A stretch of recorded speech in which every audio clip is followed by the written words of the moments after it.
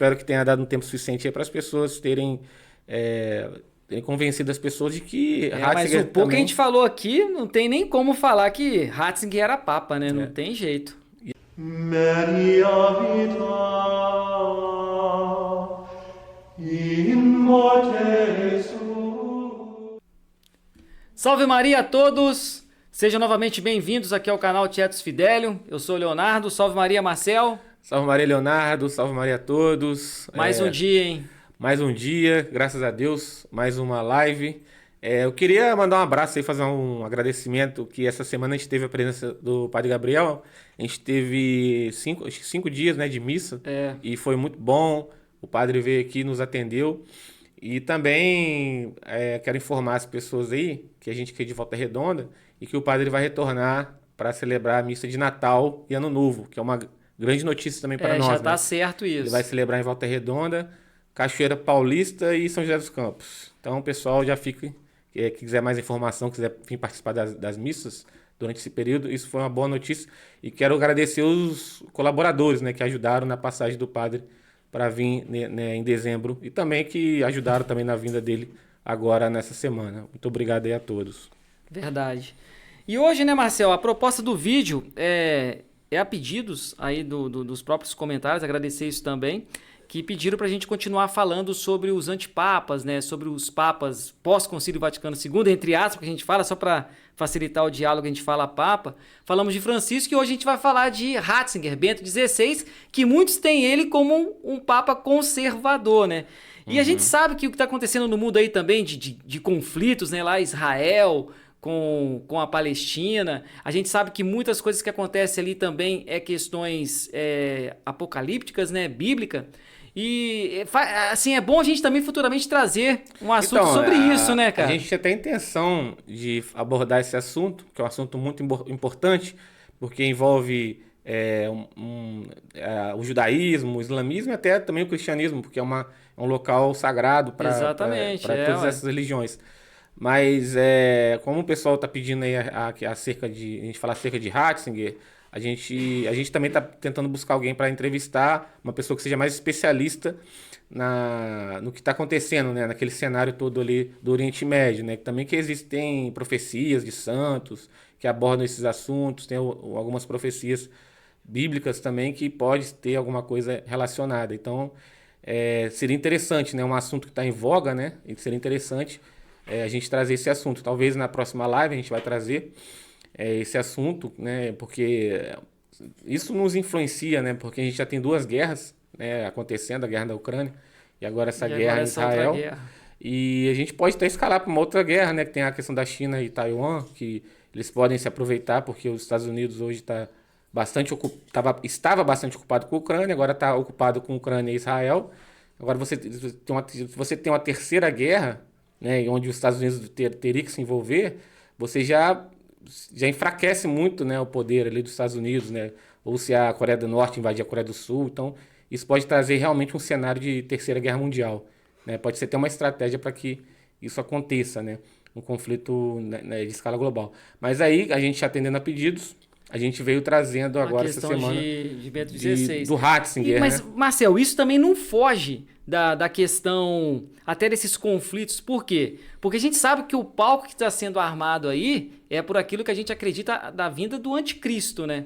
E a gente sabe que vai ter aqueles que vão apontar para esse anticristo. Então você no Apocalipse a gente tem lá as duas bestas, né? A besta política e a besta religiosa.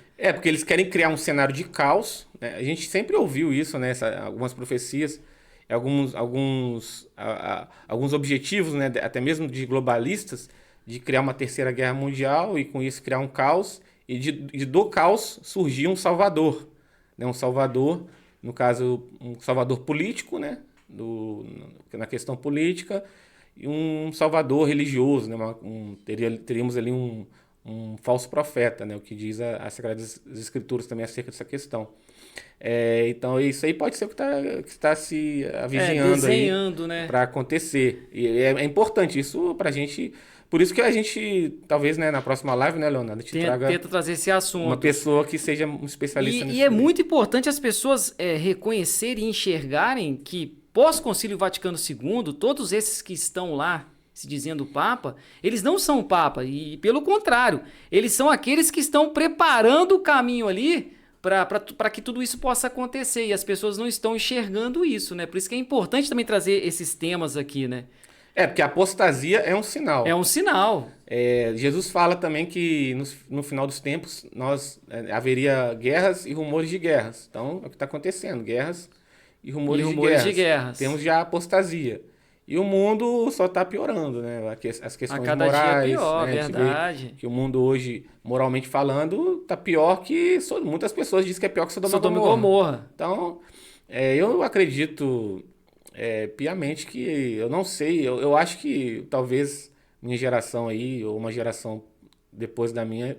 vai haver sim o retorno de Cristo. Está cada dia mais próximo, né? Eu acho que a Terra, acho que Deus não permitiria que a gente... Não tem muito mais tempo, a sociedade fosse talvez. tão fundo, né? A gente já está no fundo do abismo. Acho que Deus não permitiria que a gente fosse mais fundo ainda, né?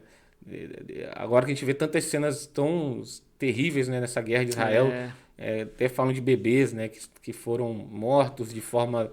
que a gente nem gosta muito de descrever, porque muito cruel, né, eu não gosto nem sabe, eu tenho, nessas questões eu sou muito sensível, né, então assim, eu acho que Deus não permitiria que a coisa afundasse mais do que já está, então por isso que eu acho que a gente está aí às portas aí do final dos tempos, da volta de Cristo, e que nós, né, estejamos prontos, né, como as noivas, né, não sei se você lembra da parábola das noivas, e estejamos prontos para que quando o noivo chegar, né, não sejamos pegos de surpresa, né? Verdade. Por isso que estamos aqui, né, Leonardo? Alertando as pessoas. Até por essa questão da nova igreja, que é uma questão tão óbvia, e para que as pessoas não sejam enganadas, né? Para quando esse cenário todo tiver todo apresentado, né, com um falso profeta, com o falso poder político... As pessoas consigam reconhecer, né, facilmente. Que as pessoas reconheçam que não devem seguir esses falsos profetas. Por isso que a gente está aqui também, para alertar nesse sentido também. E estamos aqui também para trazer a verdade, a solução para isso tudo, que é a Igreja Católica de sempre, né? A igreja que nossos avós, os santos, Santa Teresinha, sempre buscaram, né? Não essa nova igreja, essa apostasia, essa igreja... que não é católica, a igreja acatólica, é essa igreja que a gente está aqui pedindo às pessoas para que fujam dela e voltem para a verdadeira igreja, que é a igreja de sempre. Agora, com relação a Bento XVI, né, muitas pessoas têm ele como um papa conservador, tem pessoas que têm esse lado voltado para isso, né? Mas o primeiro ponto, né, que a gente pode pegar para todos os papas, entre aspas, pós-Concílio Vaticano II, é aquilo que a gente falou para Francisco também. Todos eles aceitam o Concílio Vaticano II. É claro que a gente não vai elencar aqui novamente todos aqueles erros que a gente mostrou no vídeo anterior. Vou até deixar o link aqui do vídeo do Papa Francisco que a gente falou. O início fala sobre o Concílio Vaticano II. Mas tem uma diferença. Ratzinger... você sabe que o Ratzinger, ele foi um dos teólogos do Concílio Vaticano II. Sim. Dos teólogos mais importantes do concílio. Né? Diferentemente de Francisco, né? O Ratzinger, ele participou de forma bastante direta no Concílio Vaticano II. Verdade. Ele foi um teólogo muito importante no concílio. Tanto que ele se tornou bispo, cardeal e se tornou prefeito da Congregação pela Doutrina da Fé. Exatamente. Foi nomeado pelo Wojtyla, João Paulo II. João Paulo II. Então é uma figura muito importante, foi uma figura muito importante no Concílio Vaticano II e foi uma figura muito importante também no segmento da Nova Igreja, né? Que ele tinha um papel muito importante na Nova Igreja, o Ratzinger. O que eu vejo, o Ratzinger, as pessoas elas falam que ele era tido como conservador. Por quê? Porque o Ratzinger foi aquele teólogo, né, aquele cardeal, aquele prefeito da Congregação pela Doutrina da Fé, que combateu de frente a teologia da libertação, né, que estava muito forte naquela época, muita força. Na época da década de 60, década de 70. Então ele foi aquele inimigo mesmo, aquele que declarou guerra contra a teologia da libertação, contra o marxismo dentro da igreja, contra o relativismo, né? Ele tinha aquela coisa, ele falava, né, contra o relativismo, sobre a verdade absoluta.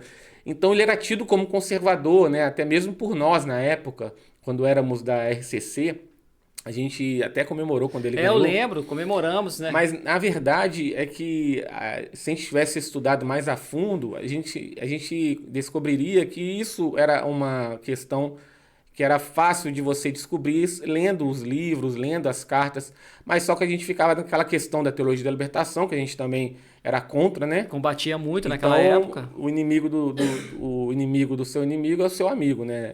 Então a gente tinha um apreço por ele por isso, porque inclusive foi ele que, na época do Leonardo Boff, quando o Leonardo Boff escreveu o livro, né? Aquele livro, acho que é Igreja, Carisma e Poder, o nome do livro, foi quando, na época, o Ratzinger era o prefeito da Congregação pela Doutrina da Fé.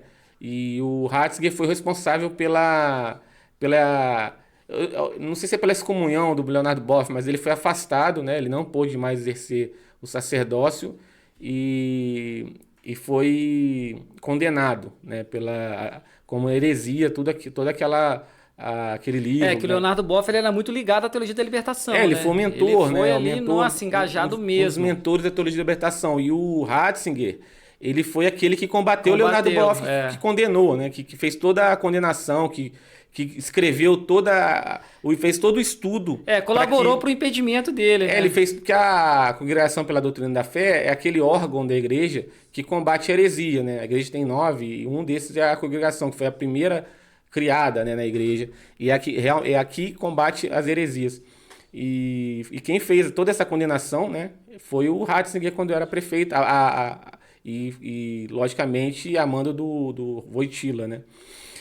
E foi mais ou menos por isso, né, que as pessoas, a gente tinha ele como conservador, mas por essa questão da teologia da libertação. Mas por outro lado, pelas outras questões que o concílio pregava, liberdade religiosa. Foi ele o mentor do Concílio Vaticano II. Ele era engajado, a gente vai ver aqui que ele era totalmente engajado com esses erros. Você vê que ele, na questão da teologia da libertação, o Francisco já é adepto, né? Mais aberto, simpatizante. Né? Verdade. Então era o oposto dele.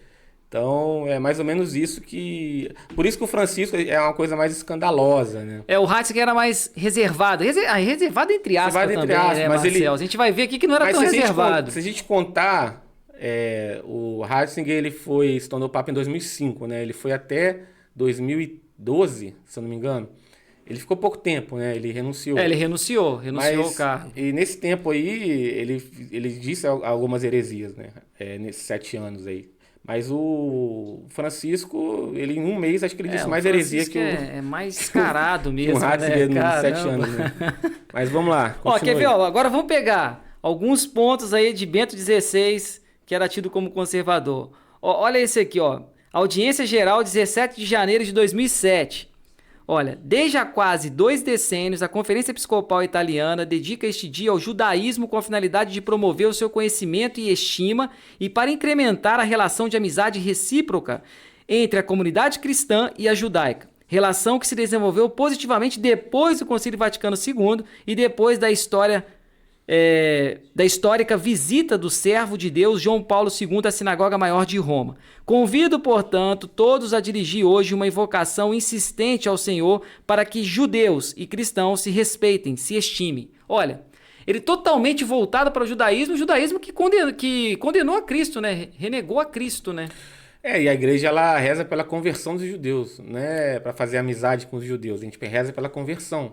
E a gente sabe que existe uma ala do judaísmo que trabalha contra a igreja. Ela trabalha para destruir a igreja católica, que é o judaísmo, aquele judaísmo oculto, né? Dessas famílias. Esses George Soros, esse pessoal Rothschild, Rockefeller, eles são judeus e eles sempre, né? Quem estuda sobre esse assunto sabe que são os maiores promotores aí da destruição da igreja, né? Esses judeus que eles trabalham para a destruição da igreja. Então, como é que a gente vai ter amizade com né? judeus que querem que a igreja seja destruída, né?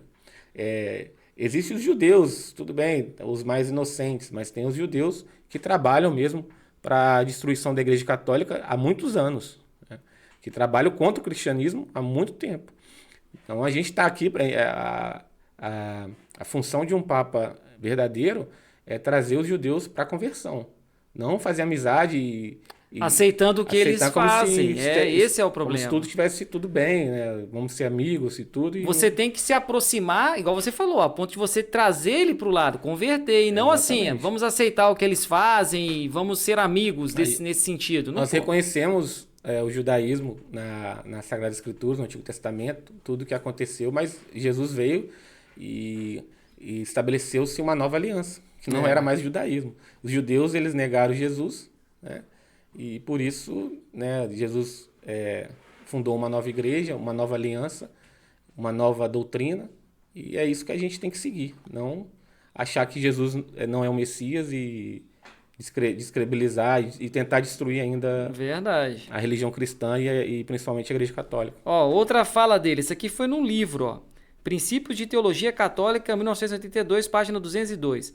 Isso significa que o católico não insiste na dissolução das confissões protestantes e na demolição de suas igrejas, mas que, pelo contrário, espera que eles sejam fortalecidos em suas confissões e na sua realidade eclesial. Isso vai contra o Concílio de Trento, né, que condenou o protestantismo. Para você ver, né, a igreja convocou um concílio para combater o protestantismo. Não só a igreja, a própria bula de Paulo IV, né, que fala sobre o papado, ela já era uma bula para você evitar que um protestante se tornasse papa, um protestante infiltrasse dentro da igreja. Naquele momento ali, a igreja estava muito preocupada com o crescimento do protestantismo no mundo, né, quando surgiu o protestantismo. E a gente sabe que o protestantismo é a mãe de todas as revoluções. Dali do protestantismo vieram outras revoluções, dali surgiu as outras revoluções, a Revolução Francesa, tudo isso. A árvore é a Revolução Protestante e os frutos foram todas as revoluções que aconteceram logo depois disso. Inclusive, Revolução Socialista na Rússia, tudo é fruto da mãe de todas as revoluções. Por isso que o protestantismo ele é chamado da mãe de todas as revoluções. E tem mais coisas que ele fala sobre o protestantismo, como se o protestantismo fosse algo bom, algo correto, que as pessoas devam permanecer e... A gente sabe dos problemas do protestantismo, né? Que são vários, né? Questão de Nossa Senhora, eles não creem que Nossa Senhora deve ser venerada e respeitada como mãe de Deus.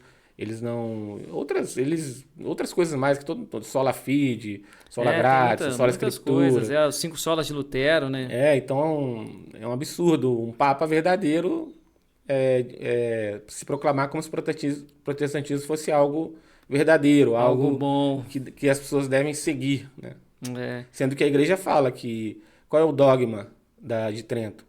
Que fora da barca de Pedro não há salvação. É o dogma, verdade. Tem até algumas fotos dele na sinagoga, coloca aí, Arthur, as 2 fotos. Ele realmente engajado lá, né? Aí, essa aí, né? Ele na sinagoga dos judeus. Coloca outra agora. Tem uma outra aí também. Acho que ele tirou até o sapato. Não, essa aí tá rezando em comum. Essa aí é das 2 sinagogas que você colocou? Sim. Tem a da mesquita? Né? Você tem a da mesquita? Tem. Vai colocando todas as fotos aí, ó. A da mesquita, ele faz um gesto, não sei se ele tá fazendo agora. Ele tirou o sapato para entrar dentro da mesquita. Ele tira o sapato e ele se volta para Meca. Isso na época, a gente já era sedevacantista, a gente bateu bastante nisso daí. E ele faz aquele gesto de cruzar os braços, não sei se ele tá fazendo ali agora. Não, ali não tá mostrando isso não. Mas ele faz o gesto de cruzar os braços voltado para Meca, que é um gesto de oração, né, que eles consideram um gesto pacificador, e um gesto de oração. E é um gesto se voltado a Meca, que é o gesto típico dos muçulmanos, né? Que é o que eu falo, o que eu falei, né, que eu venho falando, né? Ou seja, tantos católicos martirizados, né, com as cruzadas para evitar que a falsa religião islâmica dominasse a Europa, né, que era o objetivo, era a religião islâmica dominar tudo. E esses católicos morreram, né, para que isso não acontecesse, né? Quantos católicos morreram nas cruzadas lá no Oriente Médio também? E você vê que depois disso tudo, né, um papa entrar numa mesquita. Verdade. E pode até tirar e orar como um muçulmano ora, né? um muçulmano fazer a mesma oração, né? Como se fosse o mesmo Deus, né? Verdade. Como se Alá fosse o Deus dos católicos, né? E não é nada disso. Terrível mesmo. É um absurdo, né? Para você ver que as heresias, os escândalos não se resumem a Francisco, né? Não, de jeito nenhum. É tudo igual, a diferença, cara. acho que é mais com Francisco parece que é mais vezes, né? É mais aparente, né? Com Ratzinger existia uma cortina ali que a gente às vezes não percebia, mas que tá claro aí, que também caiu em heresia. Né? Mas como os outros também, João XXIII, Paulo VI, né? Todos eles caíram Agora, em ó, heresia. mais uma fala dele, ó, na audiência geral, 20 de setembro de 2006, ó. Por exemplo, quando acho que é assim mesmo que pronuncia, né? Munchen, frisei como é importante respeitar aquilo que para os outros é sacro. Tenha sobressaído com clareza o profundo respeito que sinto pelas grandes religiões e, sobretudo, pelos muçulmanos, que adoram o único Deus. Pois é. Grandes religiões, né? Tem até uma foto dele aí no culto ecumênico, coloca essa foto aí. Só que os muçulmanos eles não creem na Santíssima Trindade. Não creem em Jesus. Não creem em Jesus Como é que Cristo. pode ser o único Deus? Ah lá. Eles não creem também, parece que na existência do Espírito Santo. Ele no culto ecumênico. Tem também, coloca ele aí. Coloca todas as outras fotos pra mostrar já de uma vez. Pra você ver que ele não era diferente, né? Ele não era diferente. É tudo a mesma coisa. Lá, tudo reunido. A mídia lá. considerava ele conservador, na verdade. Mas não era nada. Mas não era nada. Aí passou essa imagem de conservador, mas de conservador ele não tem nada. Olha lá. Tudo de amizade. Tá bom, pode tirar, Arthur. Tá vendo? Você sabia que existem alguns movimentos que são sede-vacantistas, digamos assim? Que creem que ele foi papa e que o... Sim, já ouvi falar, verdade. Que Francisco, que realmente... Porque assim, como Francisco, a coisa é escandalosa... Aí tem muitos católicos diante dessa situação constrangedora, né? Você sendo católico e considerando ele papa, você fica numa situação constrangedora. Deixa de considerar Francisco como papa, mas consideram o Ratzinger como último papa, né? Inclusive pessoas de movimentos, acho que da RCC, se não me engano, pessoal do Sul. Que considera, eu já ouvi falar isso mesmo. Que consideram que ele foi o último papa. Foi o último papa. Você vê como é que ele consegue, com essa cortina de conservadorismo, engana algumas pessoas, né? E essa escândalo de Francisco também acaba trazendo pessoas para o sede-vacantismo, né? Não o sede-vacantismo mais pleno, né? Mas um sede-vacantismo mais restrito, né? Mas ali só mesmo em relação a Francisco. Outra fala dele, discurso de 25 de setembro de 2006. Neste contexto particular, desejaria hoje reafirmar toda a estima e o respeito profundo que sinto pelos crentes muçulmanos, recordando os propósitos do Concílio Vaticano II, que constitui para a Igreja Católica a magna Carta do Diálogo Islâmico Cristão. A Igreja olha também com estima para os muçulmanos que adoram o Deus único, vivo e subsistente. Ele enfatizou muito isso, né? Essa questão dos muçulmanos. É o repeteco, né? O Francisco e ele têm os mesmos pensamentos em relação à liberdade religiosa. A liberdade religiosa. É a mesma coisa. Todos eles também têm a verdade. Todos eles também levam a salvação. Você pode ser muçulmano, que não tem problema. Eles pregavam muito o ecumenismo, né? Olha aqui, outra fala, 2 de setembro de 2006. Celebra-se este ano o 20º aniversário do encontro interreligioso de oração pela paz, querido pelo meu venerado predecessor, João Paulo II, a 27 de outubro de 1986, nessa cidade de Assis. Para esse encontro, como se sabe, ele convidou não só os cristãos das várias confissões, mas também representantes das diversas religiões. A iniciativa teve amplo eco na opinião pública, constituiu uma mensagem vibrante a favor da paz e revelou-se um acontecimento destinado a deixar um sinal na história do nosso tempo. De fato, testemunhos do vínculo íntimo que existe entre a relação com Deus e a ética do amor registram-se em todas as grandes tradições religiosas, sempre defendendo isso, né? A grande marca da Igreja Pós-Conciliar é a liberdade religiosa. É a liberdade religiosa condenada pelos papas anteriores. É a grande Porque marca. você não acredita também que o intuito deles acaba para isso, né? Unificar, né? Estabelecer uma religião universal. Universal. É o objetivo deles. É o objetivo do Concílio Vaticano II. É o estabelecimento dessa nova religião universal e que, infelizmente, muitos vão ser enganados por essa nova religião da nova ordem. O caminho é esse. Esse sínodo que está acontecendo, né, que acho que vai durar 1 ano. O sínodo vai durar 1 ano? 1 ano. 1 ano. Então, acho que é 1 ano. Muita coisa vai acontecer para esse objetivo, para se estabelecer essa nova religião universal que eles querem, né? E a gente não sabe quando, mas já está bastante encaminhado, né? Você tem aí todos essas declarações, né? Meio que unindo mesmo muçulmanos, protestantes. Estão unindo tudo. E isso aí vai enganar muitas pessoas, infelizmente. Outra fala dele, sempre voltada para essa questão, assim, né, de unificação. Liberdade religiosa. Festa da Fé, 1981, página 130. É um livro, ó. O Concílio de Trento conclui as suas observações sobre o Corpus Christi com algo que ofende os nossos ouvidos ecumênicos. Ele tá falando mal do Concílio de Trento, cara. Pois é. E que, na opinião de nossos irmãos protestantes, sem dúvida não contribuiu pouco para que a confiança nesta festa fosse imaculada. Mas se purgarmos a sua formulação do tom apaixonado do século XVI, havemos de surpreender-nos com algo grande e positivo. Se limparmos... se tirarmos isso, né? Do pensamento, né, atrasado, né, do século XVI, que é o século do Concílio de Trento... Que aqui foi 1517, né? Século XVI. Ele tem que purgar dessa influência do Concílio de Trento, né? Na verdade, é o contrário. O Concílio de Trento que tem que purgar, que purga, né? Que limpa toda essa sujeira, né? Que foi estabelecida depois do concílio. E olha, né? ele, falando mais mal do concílio, princípios de teologia católica. Ele fala mal do Concílio de Trento porque existem muitas passagens, muitas declarações dele a favor do protestantismo. O Concílio de Trento foi justamente o concílio para combater o protestantismo. O protestantismo. Olha, na página 1982, página 247 a 248.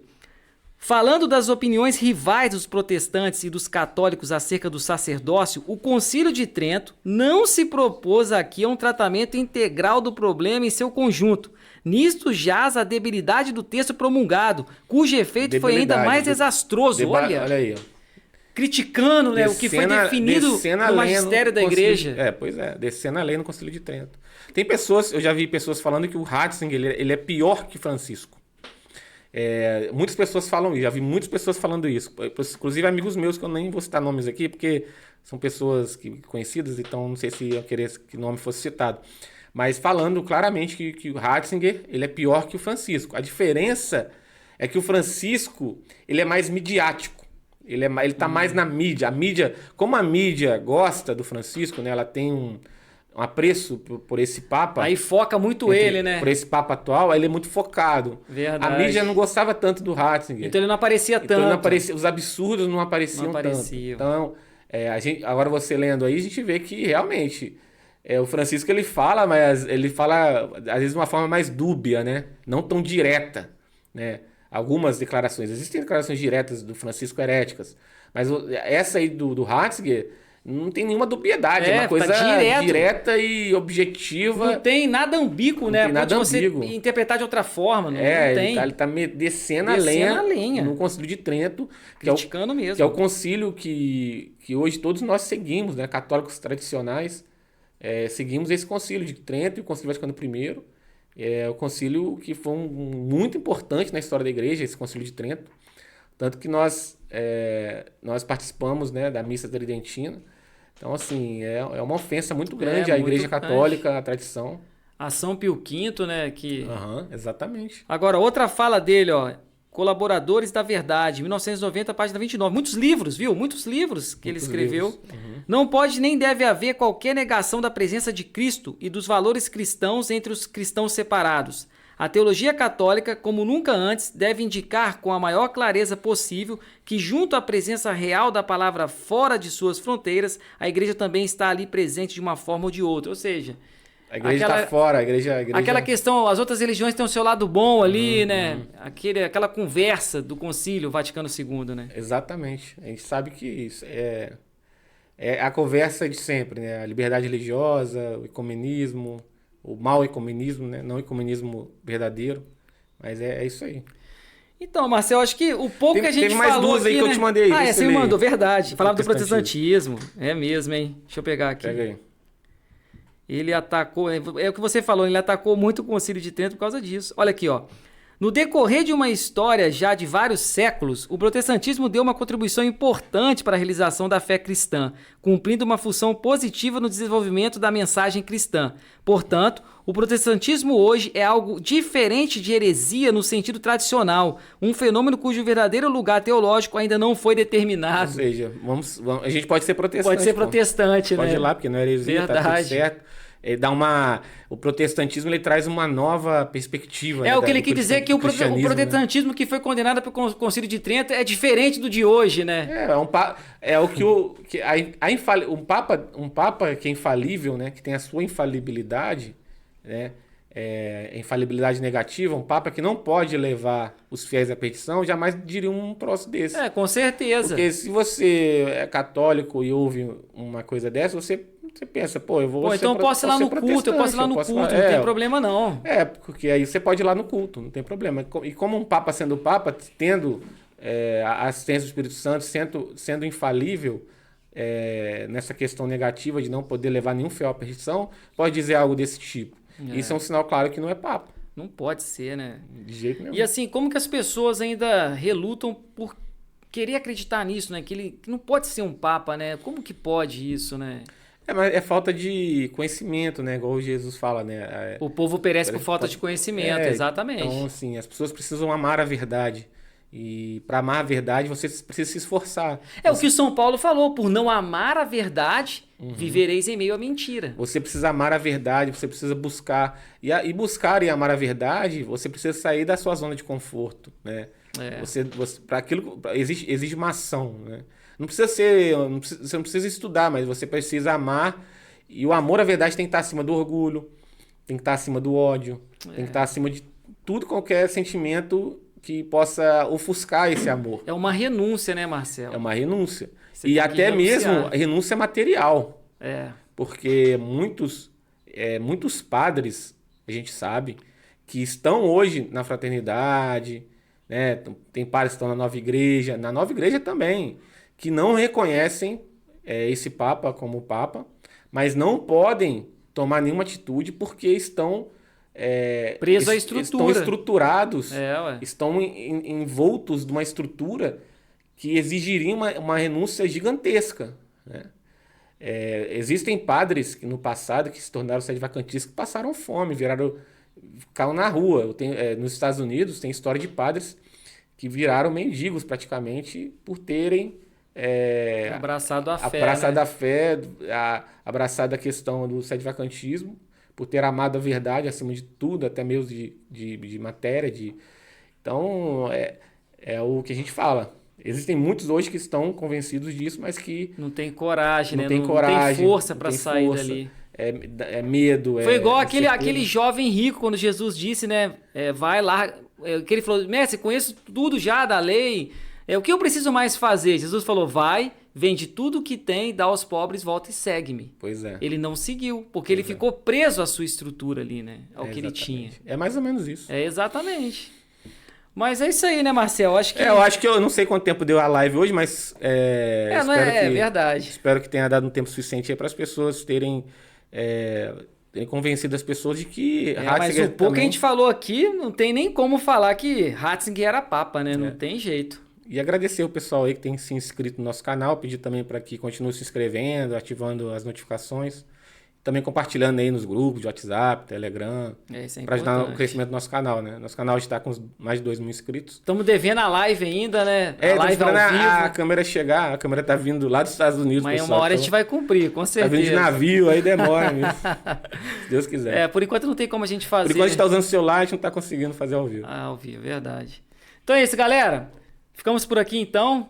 Espero que essas informações ajudem vocês aí a cada dia mais nas decisões e vamos caminhando aí juntos na fé e com Deus a gente sempre vence. Até mais então, fiquem com Deus. Maria vita in morte